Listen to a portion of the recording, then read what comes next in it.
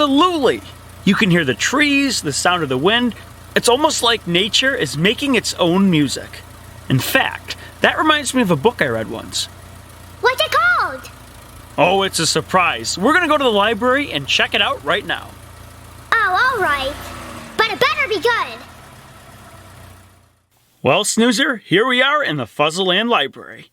And here's the book, Giraffes Can't Dance. It's going to teach us about music and nature and a whole bunch more, and it will be narrated by Mrs. Hamilton. Giraffes Can't Dance by Giles Andre, illustrated by Guy Parker Rees. Gerald was a tall giraffe whose neck was long and slim, but his knees were awfully crooked and his legs were rather thin. He was very good at standing still and munching shoots off trees, but when he tried to run around, he buckled at the knees. Now every year in Africa, they hold the jungle dance, where every single animal turns up to skip and prance. And this year, when the day arrived, poor Gerald felt so sad, because when it came to dancing, he was really very bad. The warthogs started waltzing, and the rhinos rock and rolled. The lions danced a tango that was elegant and bold. The chimps all did a cha-cha with a very Latin feel. And 8 baboons then teamed up for a splendid Scottish reel. Gerald swallowed bravely as he walked toward the floor. But the lions saw him coming, and they soon began to roar. "Hey, look at clumsy Gerald," the animals all sneered. "Giraffes can't dance, you silly fool. Oh, Gerald, you're so weird." Gerald simply froze up. He was rooted to the spot. "They're right," he thought. "I'm useless. Oh, I feel like such a clot." So he crept off from the dance floor, and he started walking home. He'd never felt so sad before, so sad and so alone. Then he found a little clearing, and he looked up at the sky. "The moon can be so beautiful," he whispered with a sigh. "Excuse me," coughed a cricket, who'd seen Gerald earlier on. "But sometimes when you're different, you just need a different song." Listen to the swaying grass and listen to the trees. To me, the sweetest music is those branches in the breeze. So imagine that the lovely moon is playing just for you. Everything makes music if you really want it to. With that, the cricket smiled and picked up his violin. Then Gerald felt his body do the most amazing thing. His hooves had started shuffling, making circles on the ground. His neck was gently swaying, and his tail was swishing round. He threw his arms out sideways, and he swung them everywhere. Then he did a backward somersault and leapt up in the air. Gerald felt so wonderful. His mouth was open wide. "I am dancing! Yes, I'm dancing! I am dancing!" Gerald cried. Then one by one, each animal who'd been there at the dance arrived while Gerald boogied on and watched him quite entranced. They shouted, "It's a miracle! We must be in a dream! Gerald's the best dancer that we've ever seen! How did you learn to dance like that? Please, Gerald, tell us how." But Gerald simply twirled around and finished with a bow.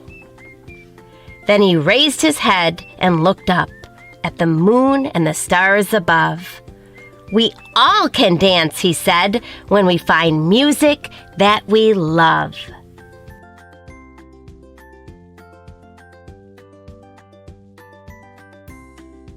Well, It was fantastic! it's fun to think about all the purposes of music. A lot of people like to dance to music, and that's also a great way to get exercise. So music can be used for a lot of things. But like I talked about before, nature kind of makes its own music. And if you step outside and listen, you can hear all sorts of examples of nature making sounds on its own. Like what? Well, it could be crickets, it could be the wind howling, the trees swaying back and forth, or even rain dropping from the sky. So Snoozer, next time we're outside, stop and listen.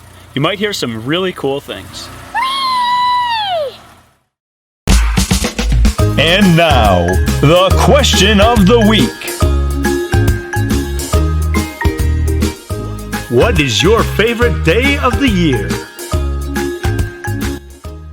I like my birthday's the best because I get lots of presents and I get to have my family over to swim and I have cake and I open presents. Hi, my name is Mason, and my favorite day of the year is Friday. My favorite day of the year is New Year's Eve because we get to have popcorn, watch movies, have our family over, and eat other desserts that we don't get to have too often. And I like that we get to stay up till midnight and have our family over. My favorite day of the year is Christmas.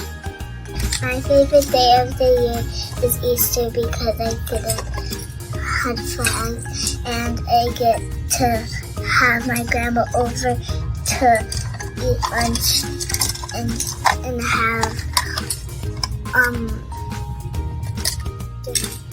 My favorite day of the year is Christmas. My favorite day of the year is the last day of school because school's over and I get to sleep in all summer. Thanks for joining us for the question of the week.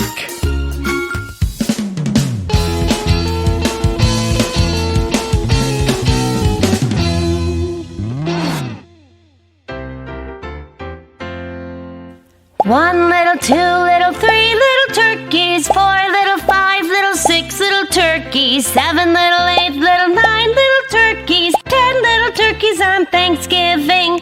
10 little, 9 little, 8 little turkeys, 7 little, 6 little, 5 little turkeys, 4 little, 3 little, 2 little turkeys, 1 turkey on Thanksgiving. Everybody likes to make pumpkin, pumpkin. Everybody likes to make pumpkin pie. Everybody likes to make pumpkin, pumpkin. Everybody likes to make pumpkin pie.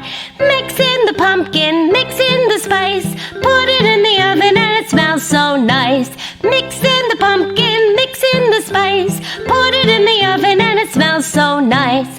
Everybody likes to eat pumpkin, pumpkin. Everybody likes to eat pumpkin pie. Everybody likes to eat pumpkin, pumpkin. Everybody likes to eat pumpkin pie.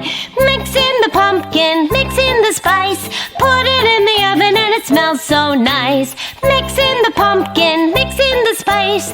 Put it in the oven and it smells so nice. Everybody likes to eat pumpkin, pumpkin. Everybody likes to eat pumpkin pie. Everybody likes to eat pumpkin, pumpkin. Everybody likes to eat pumpkin pie. And now it's time for The joke of the week.